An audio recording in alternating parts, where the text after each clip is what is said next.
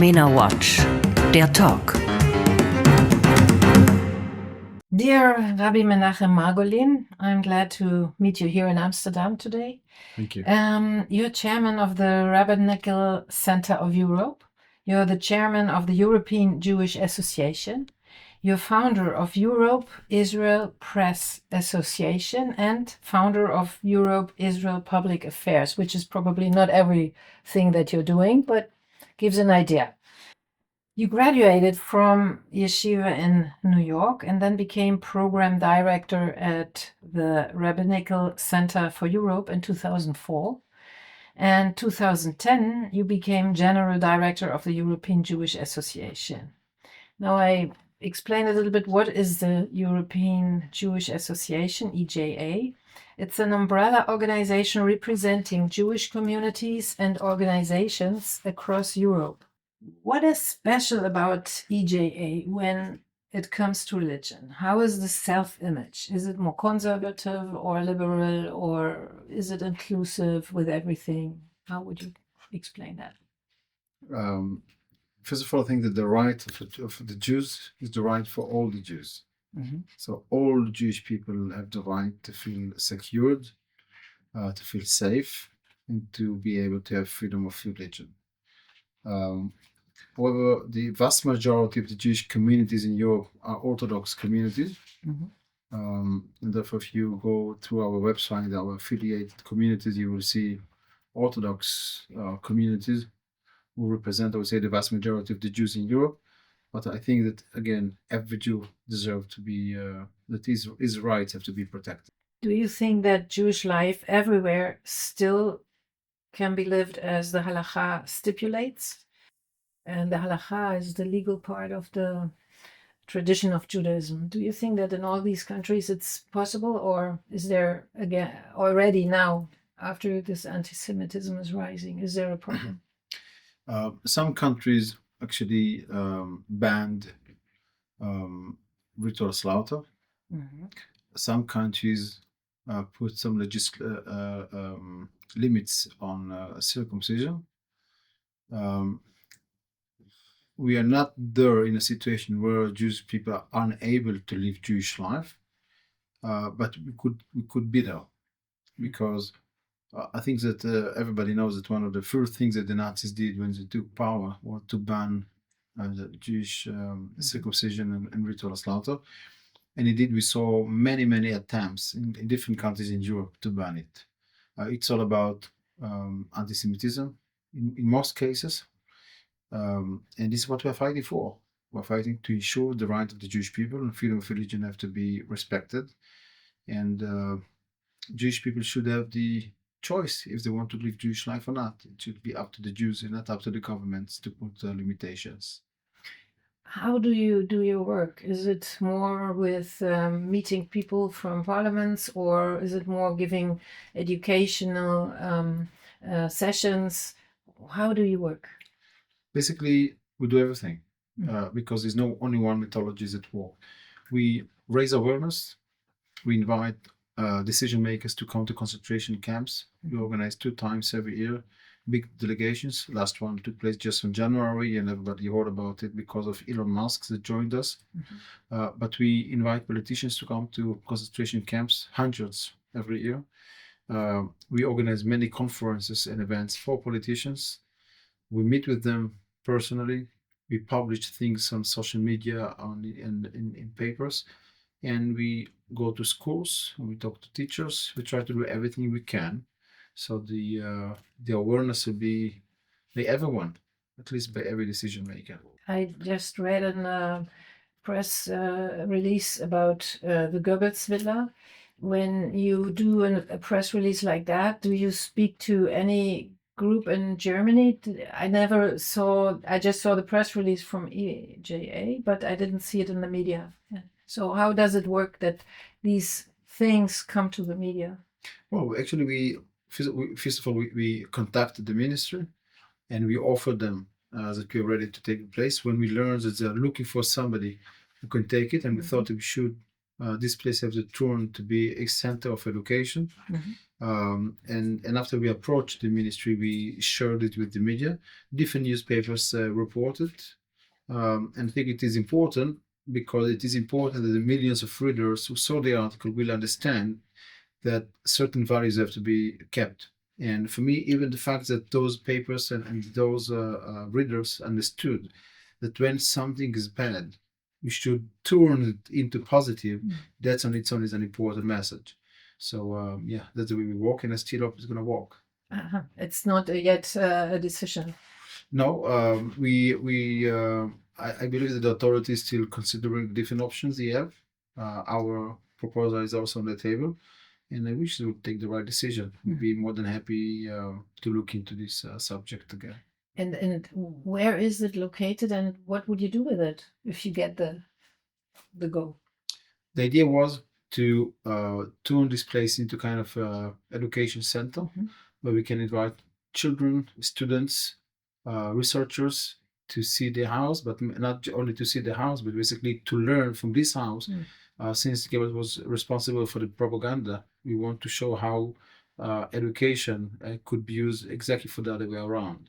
So to spread good and light, so to take the source of the negativity and to turn it into a place of positivity. That was the concept, and I really hope that the authorities will let us do it. It's in Berlin, the villa? It's outside Berlin. Outside Berlin. Yeah. And how do you finance projects like that? Do you have a lot of funding, or you do have some government support? How do you work? We have different foundations, individuals who support what we do, and when we have a project such as this one, we contact different potential sponsors and we ask them to support. We try to explain them the importance. But I think we have a group of very strong and important business people who understand that what we do is important, and therefore they support our initiatives. So we always have to continue to convince them that we do the right things. So and we have to do the right things. So you do not get financed by the authorities in any country that you are? Sadly not. Okay. Okay. And the European Parliament does not seem to be very pro-Israel or pro-Jewish. Your headquarters is in Brussels, so you're close to the European Parliament. How do you approach the European parliamentarians, and how successful is this? So there are many members of parliament who support Israel, and many members of parliament who support the Jewish people. However, when it comes to the Jewish people and the situation of the Jewish people in Europe, the vast majority of the power is by the member states. This is not by the European Parliament. When it comes to legislation, when it comes to police, when it comes to prosecutors, when it comes to legal actions, when it comes to legislation, when it comes to support, when it comes to security, when it comes to education, most of the things that are important for the Jewish people are in the hands of the member states. Therefore, of course, we work also with the European parliamentarians, but we work more and more with the governments of the member states, since the power is in their hands. I saw a picture on your website of a delegation going to the APEC conference. So how do you select the people? Because there was parliamentarians in there, I saw. Right. And we invite different members of parliament from both from the European Parliament and also from different countries in Europe, because we thought it would be important for them to meet also American legislators and be supportive towards each other. I think that at the end of the day, we live in a world where people follow trends, and therefore if we bring the supporters of Israel at the same place, they support each other, and the more they support each other, it's become a trend, and then others shall follow. So this is why we see an importance in this kind of initiative. Just to explain that APEC is a national organization in USA with more than 3 million grassroots members who want to strengthen and expand the US-Israeli relationship. And there is always all the politicians from all parties, and they give a speech to Israel. I don't know if it really is always helping Israel, but this is what is meant to be. So it's a very important place to go, and I think whoever went there is impressed afterwards. I agree. Yes. Let's go back to the European Parliament. It was in the news that Mrs. von der Leyen went to Lebanon with a case of money, 1 billion euro for the Lebanon government. But we know that the Lebanon government is hijacked by Hezbollah, which is the enemy of Israel. So this was just like 2 months ago. So how do you think this works with the European Parliament and the Jews and Israel? I'm not aware of this issue, Okay. specific in particular. Okay. So I could tell you though that Mrs. von der Leyen, she cares for the Jewish people. She cares for the state of Israel. And she's actually a very good president of the European Commission. I'm not sure about other policies, but when it comes to combating anti-Semitism, fostering Jewish life, supporting the state of Israel, this is in her heart, and actually she's a politician that I actually appreciate. Now, I would like to go back to the Jewish communities. Are there any special differences depending on the country? We were talking about the eastern part of Europe, which is less stressful until now. I don't know if it's changing at the moment. And the western part is pretty challenging for the Jewish community at the moment. So is there any differences that you can? Well, I think that first of all, the way we judge it now is because is the demonstration and these big brutal marches. I think we have to be also very clear. All those demonstrations are not spontaneous. It's very well organized and managed. And those who initiated, those who stand behind these demonstrations are quite clever. And they try to influence the most influential countries. So this is why they work to have these demonstrations in France, in Germany, in the UK, in Belgium, in Spain, in Italy, in the Netherlands. They invest much less in Croatia, in Cyprus, in Greece, in Romania, not because you cannot find them anti-Semites who would be happy to join this march, but because they just do not invest in these countries. So I don't think that the measure for us, which countries are good for the Jews, is have to be by the list of the by the number of demonstrations. We put together in the past a clear criteria.